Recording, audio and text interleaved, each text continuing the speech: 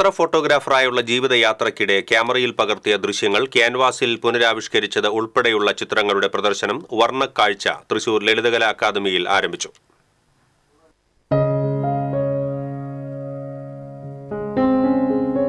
ചിത്രകാരൻ, പുലിവരക്കാരൻ തുടങ്ങിയ നിലകളിലും 4 പതിറ്റാണ്ടായി പ്രവർത്തന രംഗത്തുള്ള പുല്ലഴി സ്വദേശി രവീന്ദ്രനാണ് തൻ്റെ 50ഓളം ചിത്രങ്ങളുടെ പ്രദർശനം ആർട്ട് ഗാലറിയിൽ ഒരുക്കിയിരിക്കുന്നത്. പ്രകൃതിയും ഗ്രാമീണ സൗന്ദര്യവും ക്യാമറ കണ്ണുകളിൽ പതിഞ്ഞ അപൂർവതകളുമെല്ലാം ഈ ചിത്രങ്ങളുടെ സവിശേഷതയാണ്.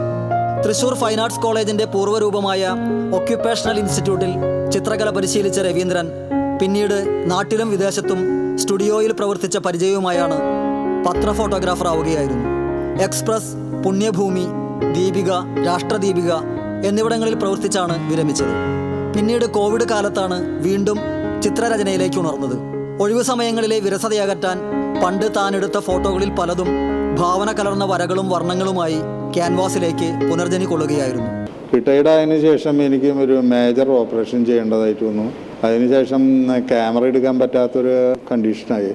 അപ്പോൾ ഞാൻ പഴയ കാലത്ത് പഠിച്ചിരുന്ന വേല ചെയ്യാൻ പറ്റുമോ എന്നൊരു ശ്രമം. ഞാൻ എടുത്ത ചിത്രങ്ങൾ ബ്ലാക്ക് ആൻഡ് വൈറ്റ് ചിത്രങ്ങൾ കളറിലേക്ക് മാറ്റി വരയ്ക്കാൻ തുടങ്ങി. അങ്ങനെ കുറച്ച് ചിത്രങ്ങളായപ്പോൾ മക്കളും എല്ലാവരും പറഞ്ഞു ഇതൊരു പ്രദർശനം നടത്താം. അങ്ങനെ ഒരു ആഗ്രഹം കൊണ്ട് പ്രദർശനം നടക്കുകയാണ്. സാക്ഷരതാ കാലം, തൃശൂർ മൃഗശാലയിലെ കടുവ, റോസിയും മക്കളും, ശങ്കരംകുളങ്ങര ക്ഷേത്രത്തിൽ ആനയിടഞ്ഞ സംഭവം, പഴുവിലെ വെള്ളക്കെട്ടിലകപ്പെട്ട വീട്, സാധനങ്ങളുമായി ചന്തയിലേക്കുള്ള കാളവണ്ടി യാത്ര തുടങ്ങി അക്കാലത്തെടുത്ത ഫോട്ടോകളെ അവലംബമാക്കിയുള്ള ചിത്രങ്ങളും ചിത്രരചനാ പരിശീലന കാലത്തെ ചിത്രങ്ങളും പ്രദർശനത്തിലുണ്ട്. രാവിലെ 10 മുതൽ വൈകിട്ട് 6 വരെയുള്ള പ്രദർശനം തിങ്കളാഴ്ച സമാപിക്കും.